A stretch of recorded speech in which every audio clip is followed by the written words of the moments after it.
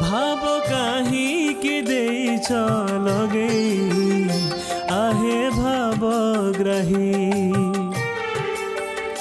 जेते खोजिले तुमको प्रभु हे जाउछ दूरे आस आमे खोजिबा भक्त आओ भक्ति प्रिय श्री जगन्नाथ श्री जगन्नाथ श्री जगन्नाथ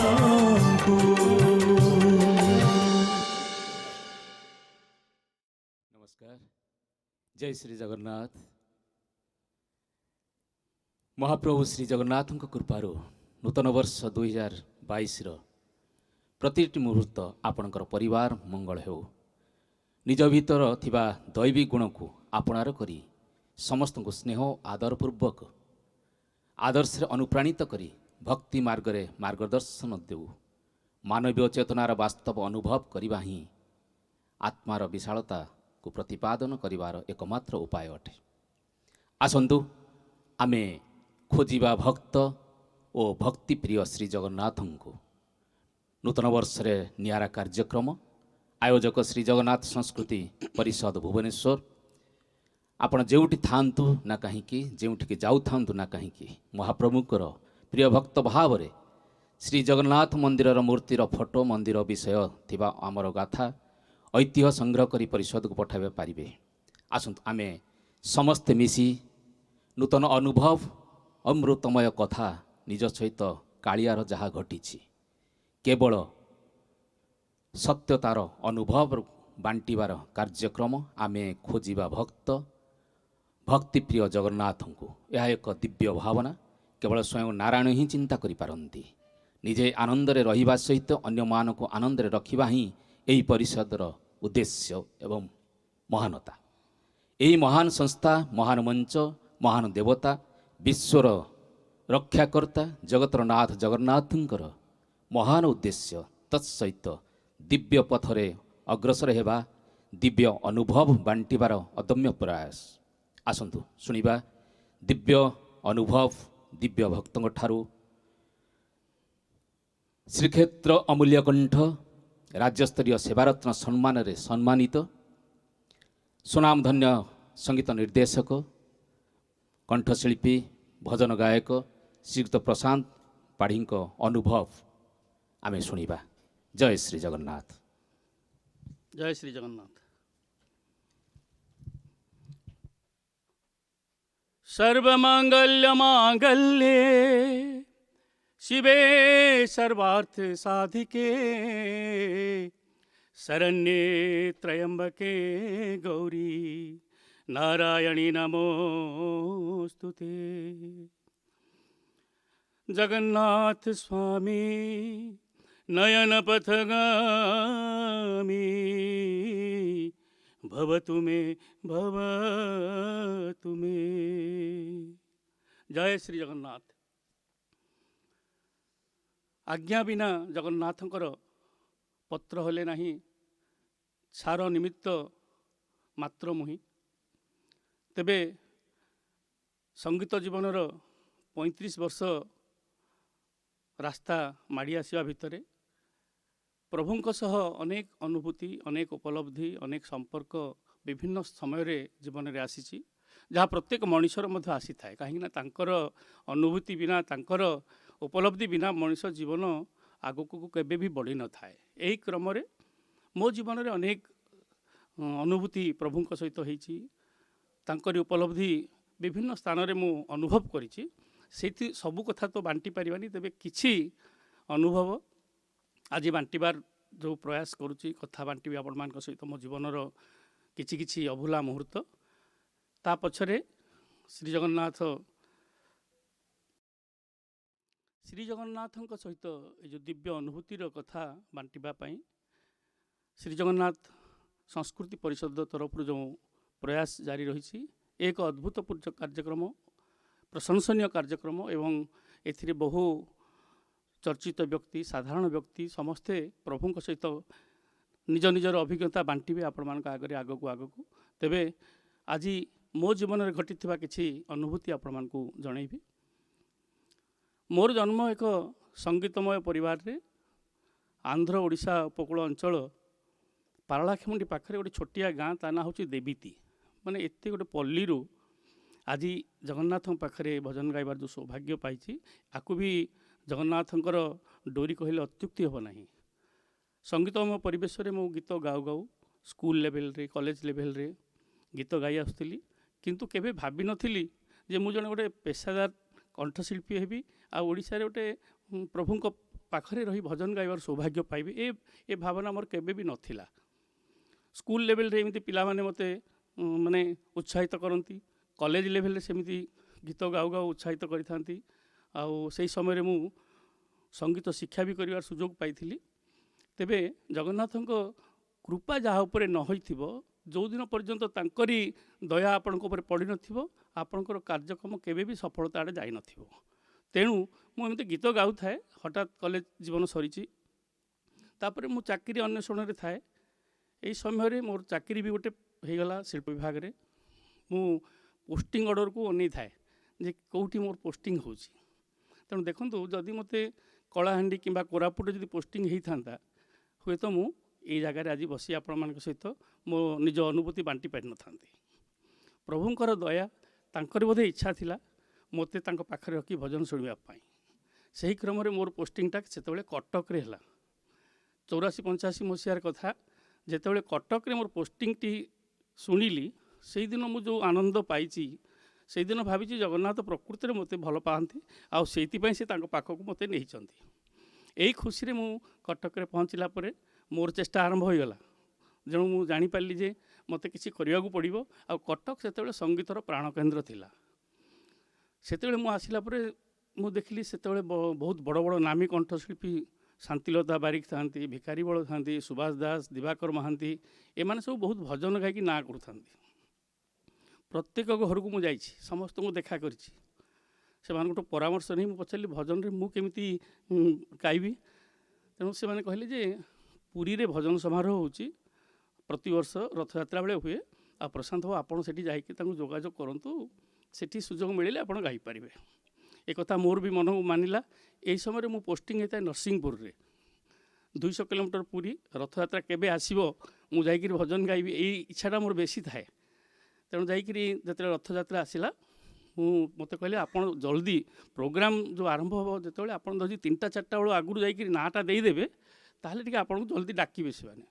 मु मोटरसाइकिल रे मोटरसाइकिल रे 200 किलोमीटर रन चली जाकि 4-4:30 बेलू जाकि स्टेज पाखे कहीं नथिबे मु ठिया होइथिबी जण कि आसिला परे मो नाटा आग देदेवी ना देकर अपेक्षा करथिबी चेयर रे बसीथिबी भजन समारोह आरंभ हो समस्ते गाई चलिए राति 1, 2, 3, 4, 4:30, 5टा भी हो मो ना आसब ना तापरे सेठू जनक पर जड़े ना डाकर आसो 3टा 4टा 5टा हो सका एमती कि श्रावण राति से आषाढ़ श्रावण कथा वर्षा टुपटुपी पड़ू थाए कहे पाढ़ी बाबू आथर आप पारानी नेक्स्ट ईयर आप आसबे ठीक अच्छे मु पलि जाए सेमती बाट सारा माने मनरे दुख छाती रे कोह धरी पुणी बैक पलि जाए जाकि मुझे पहुँचे भावे बोधे मोर भाव किसी अभाव रही किंबा जगन्नाथ भजन मोर शुणापी चाहूना या होते पारे। प्रथम वर्ष गला तापर सेकेंड वर्ष सेमती पुणी थे रथयात्रा को सेमती गली पुणी सेमती ना देली देलापर भी एमती जगी जगी जगी शेष को सही अवस्था है पुणी थे दुखरे फेरिकी मु घर को पलि आसता दुखरे तापर तृतीय वर्ष बेलू भाविली आउ कहीं जी 2 वर्ष है मु चेष्टा करुँची होनी ताहले आउ ए वर्ष जीविनी जगन्नाथ को यू मुंडिया मारदेवा अभिमान करके रहीगली मु। नवमी दिन प्रोग्राम हुए पुरी नवमी दर्शन प्रोग्राम हुए मत ठीक रथयात्रा दिन गोटे चिट्ठी आसला पोस्टमैन देखला चिट्ठी पुरी आज्ञा गोटे चिट्ठी आसी देखिली से फ्रेंड्स क्लब गोटे चिट्ठी आसाला जे आपड़ ए वर्ष 2टी भजन गाइबे जगन्नाथ पाखे कहली से मु देखिली जो अभिमान जगन्नाथ कलापर से जेहेतु भावग्राही मोर भाव को से दिन बुझी आ जगन्नाथ पाखे प्रथम भजन मु गाई କରିଦେ ମୋତେ ରେ କାଳିଆ ଭିକାରୀ ତୋ ବଡ଼ ଦୁଆରେ। କରିଦେ ମୋତେ ରେ କାଳିଆ ଭିକାରୀ ତୋ ବଡ଼ ଦୁଆରେ। ନୀତି ମାଗୁଥିବି ନୀତି ଡାକୁଥିବି କୈବଲ୍ୟ କଣିକା ପାଇଁ ରେ। କରିଦେ ମୋତେ ରେ କାଳିଆ ଭିକାରୀ ତୋ ବଡ଼ ଦୁଆରେ। এই ଗୀତଟି ପ୍ରଥମ କରି ସେଠି ମୁଁ ଗାଇଥିଲି। ଅଜସ୍ର ଭକ୍ତଙ୍କର ସ୍ନେହ ମିଳିଥିଲା, ପ୍ରଭୁଙ୍କ କାନରେ ବୋଧେ ପଡ଼ିଥିଲା। ତା ପରଦିନ ପାହାନ୍ତିଆରୁ ସେଠି ଜଗନ୍ନାଥ ଇଲେକ୍ଟ୍ରୋନିକ୍ସ ଗୋଟେ କମ୍ପାନୀ ଥାଏ, ଲଗାତାର ଭାବରେ 10ଟି ଗୀତ ତା ପରଦିନ ମୋତେ କଣ୍ଟାକ୍ଟ କରି ଜଗନ୍ନାଥଙ୍କ ଭଜନ ଗୁଣ୍ଡିଚା ବିଜେ କ୍ୟାସେଟ୍ ମୋର ବାହାରିଥିଲା। ତେଣୁ ଜଗନ୍ନାଥଙ୍କର ପ୍ରେମ, ଜଗନ୍ନାଥଙ୍କର ନିର୍ଦ୍ଦେଶ ହେଲେ ହିଁ ଆପଣ ଯେକୌଣସି କାମ କରିପାରିବେ, ଏ କଥା ମୁଁ ଅଙ୍ଗେ ଅଙ୍ଗେ ନିଭେଇଛି। ତା ଛଡ଼ା ଏମିତି ଆଗକୁ ବଢ଼ିଛି, ଗୀତ ଗାଇ ଚାଲିଛି। ଦେଖନ୍ତୁ, ଜଗନ୍ନାଥଙ୍କର ଲବି ଯଦି ଆପଣଙ୍କ ପଛରେ ଅଛି, ଜଗନ୍ନାଥଙ୍କର ଆଶୀର୍ବାଦ ଅଛି, ଆପଣ ନିଶ୍ଚିତ ଭାବରେ ଯେକୌଣସି କାମ କରିବେ ହେଇପାରିବ। ଆପଣ ଯେଉଁଟା ଚାହିଁବେ ସେ କେବେ ହେବ ନାହିଁ, ପ୍ରଭୁ ଚାହିଁବାକୁ ପଡ଼ିବ। ଏମିତି 85 ମସିହାଠୁ ମୁଁ ଗୀତ ଗାଇ ଚାଲିଛି। ଗୀତ ଗାଇ ଚାଲିବା ଭିତରେ କିଛି ଅସୁବିଧା ନାହିଁ। 85 ମସିହା ପରଠୁ ଭଜନ ଗାଇଲା ପରେ ମୁଁ ଆଉ ପଛକୁ ଫେରିନି। ଅନେକ କ୍ୟାସେଟ୍ରେ ଗୀତ କଣ୍ଠଦାନ କରିଛି, ସଙ୍ଗୀତ ନିର୍ଦ୍ଦେଶନା ଦେଇଛି। କିନ୍ତୁ ଗୋଟେ ମନରେ ଯୁବକ ସୁଲଭ ଢାଞ୍ଚା ଥାଏ, ସେଇ ସମୟରେ ଯୁବକ ସମୟ, ମନରେ ଇଚ୍ଛା ଥାଏ ଗୋଟେ ଆଧୁନିକ ଗୀତ କେମିତି ଗାଆନ୍ତି। ଯେତେ ହେଲେ ବି ମାନେ କଲେଜରୁ ପାସ୍ ଆଉଟ୍ ହେଇକିରି ଅଛି, ବିଭିନ୍ନ ଆଧୁନିକ ଗୀତ ସେତେବେଳେ ବାହାରୁଥାଏ। ମୁଁ ଭଜନ ଗାଇଲେ ବି ଇଚ୍ଛା ହେଉଥାଏ ଜଗନ୍ନାଥଙ୍କ ଭଜନ ତ ଗାଉଛି, ଗୋଟେ ଆଧୁନିକ ଗୀତ ବି ଟିକେ ଗାଆନ୍ତି। ଏମିତି ତା ଭିତରେ ମୁଁ ଆଧୁନିକ ଗୀତ କିଛି ବାହାର କରିଛି, କିନ୍ତୁ ସେଗୁଡ଼ିକ ଲୋକପ୍ରିୟ ହୋଇପାରିନଥିଲା। ଆଉ ଭଜନ ଯେତେବେଳେ ବାହାରେ ସେଗୁଡ଼ିକ ମୋର ଲୋକପ୍ରିୟ ହୁଏ।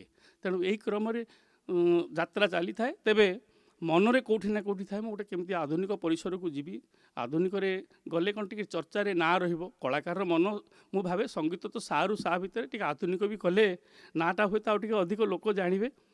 ଏମିତି ତା ଭିତରେ ଅନେକ କ୍ୟାସେଟ୍ ମୋର ବାହାରିଛି। ଗୁଣ୍ଡିଚା ବିଜେ, ଜଗାକୁ ଦେଖାନା, ମଲ୍ଲିମାଳ, କଳା ଚଢ଼େଇ, ପୁରୀ ଧାମ, ଶ୍ରୀକ୍ଷେତ୍ର, କେତେ ବହୁତ କ୍ୟାସେଟ୍ ବାହାରିଛି।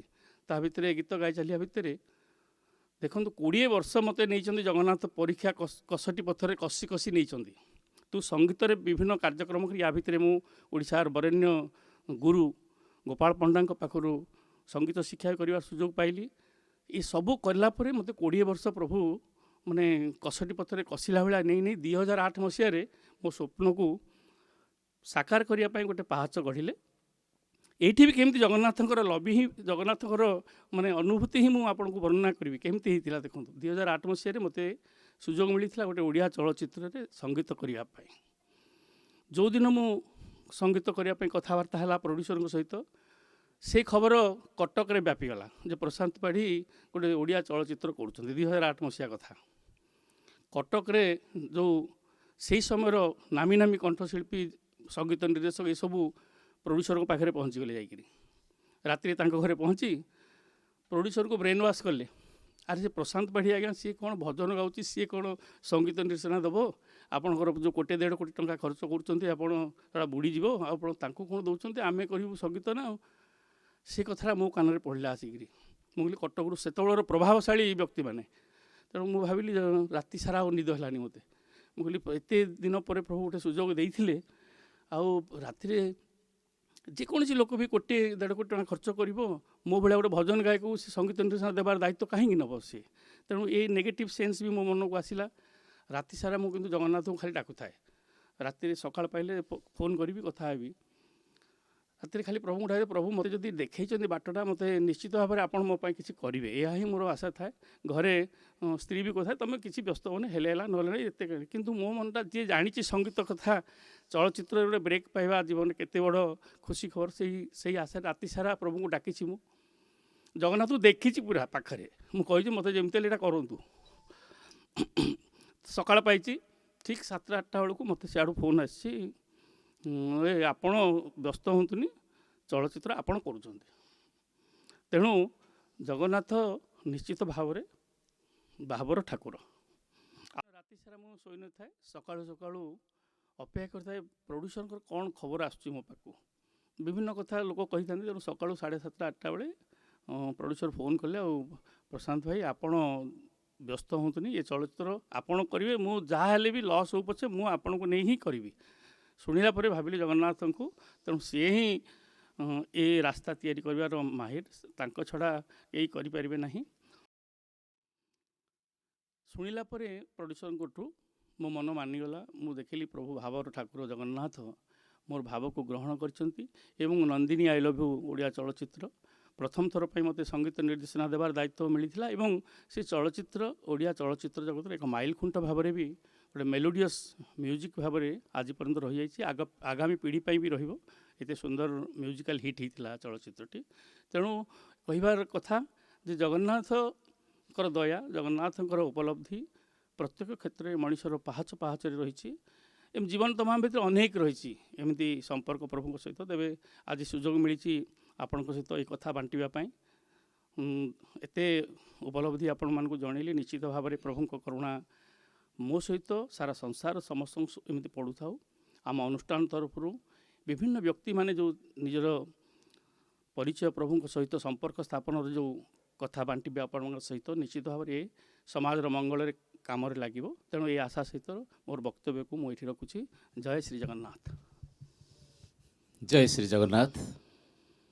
ଆପଣମାନେ ଶୁଣୁଥିଲେ ଅନୁଭବର ଠାକୁର ସିଏ। ଆପଣ ଏମିତି କହିଲା ବେଳେ ଯେଉଁ ଭାବରେ ଆଖିରେ ଦୁଇ ଧାର ଲୁହ ଆସିଗଲା, ଗାଇଲା ବେଳେ କେବେ ଏମିତି ଅନୁଭବ କରିଛନ୍ତି କି ଜଗନ୍ନାଥଙ୍କୁ? ବହୁତ ଏମିତି ହୁଏ। ଇଏ ହେଉଛି ପ୍ରକୃତରେ ଆମେ ଯଦି ସତ୍ୟ ପଥରେ ଯାଉଛେ, ସତ୍ୟ କଥା କହୁଛେ, ଅନୁଭବର କଥା କହୁଛେ, କେଉଁଠୁ ନା କେଉଁଠୁ ଆଖିରେ ଗଙ୍ଗା ଯମୁନା ଆସିବେ। ତେଣୁ ସିଏ ହେଉଛନ୍ତି ସେଇ ଭାବର ଠାକୁର ଯାହାଙ୍କୁ ଛାଡ଼ି ଆମେ କେବେ ବଞ୍ଚିପାରିବା ନାହିଁ। ଶୟନ ସପନ ଅବା ଜାଗରଣେ ଯଦି ତାଙ୍କ ନାମ ନଉନେ, ନିଶ୍ଚିନ୍ତ ଭାବରେ ମୁଁ କହିବି ଆମେ ବହୁତ ବଡ଼ ଭୁଲ କରୁଛେ। ଆସନ୍ତୁ, ଏଇଭଳି ଅନୁଭବ ସମସ୍ତଙ୍କର ଅଛି। ଆମେ ବେଳେବେଳେ ପାଶୋରି ଦେଉ, କୃତଜ୍ଞତା ଜ୍ଞାପନ କରୁ, କୃତଜ୍ଞତା ଜ୍ଞାପନ କରୁନା, ଯାହାଫଳରେ ଆମେ ଅଶାନ୍ତିରେ ରହୁ। ଯାହା ଘଟୁଛି, ଯାହା ହେଉଛି, ମୋ ପାଇଁ ଯେତିକି ପ୍ରାପ୍ୟ ମୁଁ ସେତିକି ପାଇଛି। ଆଉ ମାଗିଲେ ଜଗନ୍ନାଥ ଦେଉନାହାନ୍ତି, ଯେଉଁ ଅଭିମାନ କରିବା ନାହିଁ। ଆମେ ଯାହା ମାଗୁ ଭଗବାନ ଜଗନ୍ନାଥ ଦିଅନ୍ତି ନାହିଁ, ଆମ ପାଇଁ ଯାହା ମଙ୍ଗଳକର ଜଗନ୍ନାଥ ଦିଅନ୍ତି। ତେଣୁ ଆସନ୍ତୁ ଆମେ ଏଇ ପ୍ରଶାନ୍ତ ଭାଇଙ୍କ ଭଳି ପ୍ରଭୁଙ୍କ ପାଖରେ କୃତଜ୍ଞତା ଜ୍ଞାପନ କରିବା ଏବଂ ଅନୁଭବକୁ ବାଣ୍ଟିବା। ମୁଁ ଆଉ ଥରେ ଧନ୍ୟବାଦ ଦେବି। ଆଜିର ଏହି କାର୍ଯ୍ୟକ୍ରମ ଆମେ ଖୋଜିବା ଭକ୍ତ ଓ ଭକ୍ତିପ୍ରିୟ ଶ୍ରୀ ଜଗନ୍ନାଥଙ୍କୁ, ଶ୍ରୀ ଜଗନ୍ନାଥ ସଂସ୍କୃତି ପରିଷଦର ସମସ୍ତ କର୍ମକର୍ତ୍ତାଙ୍କୁ ଏବଂ ଆପଣମାନଙ୍କୁ ଭକ୍ତ ଭାବରେ ଆଉ ଥରେ ସମସ୍ତଙ୍କୁ କୃତଜ୍ଞତା ଜଣାଉଛି, ଧନ୍ୟବାଦ ଜଣାଉଛି। ଜୟ ଶ୍ରୀ ଜଗନ୍ନାଥ, ଜୟ ଶ୍ରୀ ଜଗନ୍ନାଥ, ଜୟ ଶ୍ରୀ ଜଗନ୍ନାଥ।